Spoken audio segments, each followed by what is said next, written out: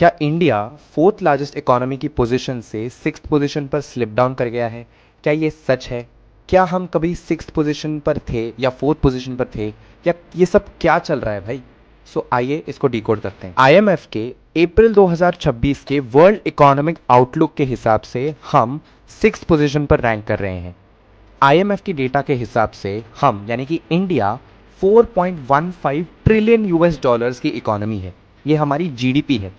UK और Japan हमसे ऊपर निकल गए। यूके यानी कि 4.26 ट्रिलियन और जापान 4.38 ट्रिलियन यूएस डॉलर्स पे। तो भाई ये तो हो गई सारी स्टैटिस्टिकल बातें। अब मैं आपको एक्सप्लेन करता हूं कि ये सब हुआ कैसे।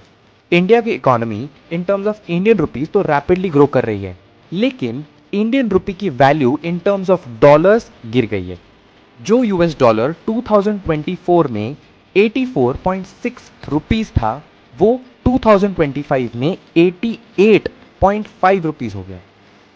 इसीलिए जब इंडिया की economy in terms of dollars express की गई, तब हमारी इकोनॉमी नीचे गिर गई।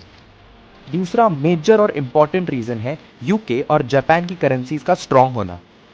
जहां पे Indian rupee in terms of dollars weak हुआ, वहीं पे यूके का पाउंड स्ट्रांग होता चला गया। यही रीजन है यूके और जापान की रैंकिंग इंडिया से ऊपर दिख रही है। अगर आपको मैं सिंपल से एग्जाम्पल से समझाने की कोशिश करूं, तो मान लीजिए आप अर्न करते हैं 88,000 पर मंथ और आपका दोस्त अर्न करता है 80,000 पर मंथ।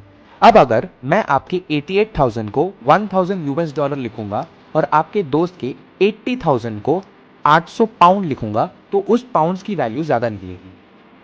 मई 2025 में पीएम मोदी जी ने और नीति आयोग ने हमें फोर्थ लार्जेस्ट इकोनॉमी डिक्लेयर किया था, लेकिन वो जो डेटा था आईएमएफ का, वो प्रोजेक्टेड बेसिस का डेटा था। जो ओरिजिनल फैक्चुअल डेटा है वो अभी अप्रैल 2026 में रिलीज हुआ है। Does this mean that India is performing badly in terms of economy? So the answer is completely no.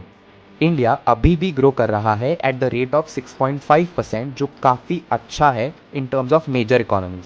So just because हमारी रैंकिंग सिक्स पोजीशन पर आ गई है, that doesn't mean we are performing bad.